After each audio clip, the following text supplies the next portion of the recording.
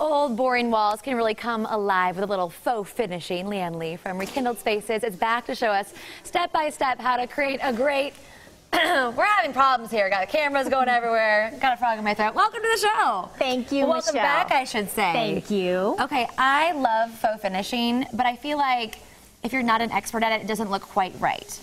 I would agree. Okay. The thing is, most of your viewers have probably seen a faux finish or heard of faux finishing, but actually being able to execute it is a whole different ballgame. Okay, so give us the tips. Show us how to do it. Yes, okay. So let's just dive right in. Okay.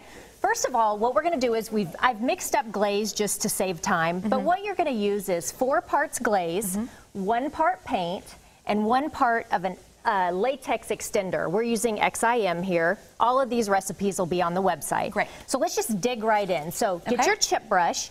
We're going to dip it in our first glaze color. So you have 2 colors. Well, actually 3 because you've got your base color. We've got our base color, which I always use a lighter color to start with because you can always make it darker. You can't always go lighter.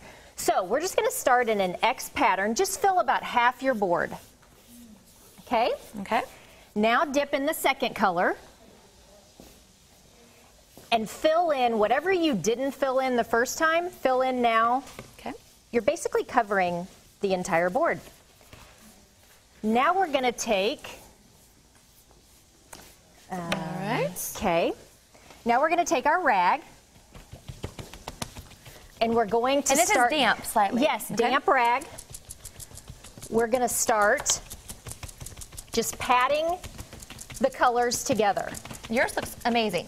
Well, this is a workout. You this get an arm workout, don't you? Yeah. Now, my thing is I'll get a really nice spot, and then a few feet next to it, it doesn't look quite as good. Okay, well, let me just tell you, a lot of that has to do with the glaze mixture that you mix. What we're using here is a Sherwin-Williams glaze. By adding the extender to it, and what I'm doing is just filling in the spots that I missed the first time. So, yeah, so down there. By adding the extender to it, what it does is it creates a longer open time, because what happens is most people, when they do it, they're using a cheap glaze and it's drying too fast. Okay. So you need good products. Exactly. Good products. You can find those at Sherwin-Williams. They can answer any of your questions. What I usually recommend when it comes to doing a finish, and let me show you, here's my board. That looks great. You did a good job. Here's my board. Here's one that's dry. So this is what it looks like. The colors that we used are on the website. Sure.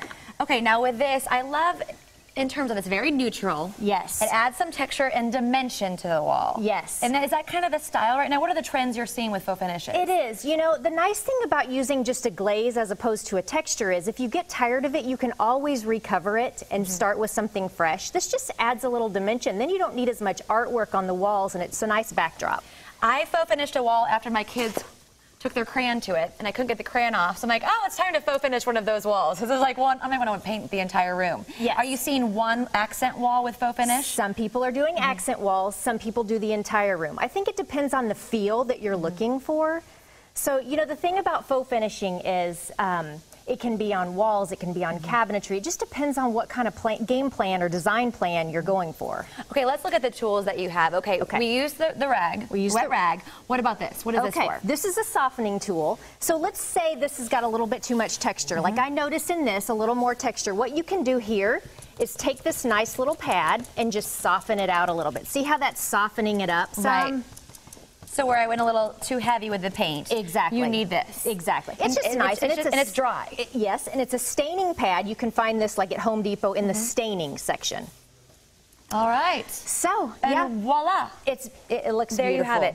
And in terms of the best rooms to faux finish, we were talking about bathrooms, how they're actually tough. I mean, that's where I'm like, oh, I can just do a little powder room. Yeah, people always say, let's start in a bathroom, but you've got the toilet and the towel bar and the sink. So I usually suggest big walls, but maybe recruit a helper. Have one person put on the product, have another person do the actual application, because everybody's hands are different. So that's a good, a good way to do it. And start in a wall, on a wall that's not the most visible. Yes. Start behind the door and then work your way around. You'll get better as you get around the room. That is great advice. Yeah. Practice a little bit where no one sees, and then you'll hit your stride. Anybody have drywall in the garage? That's a great place to start. There you go. Yeah. Well, thank you for stopping by. This was a lot of fun.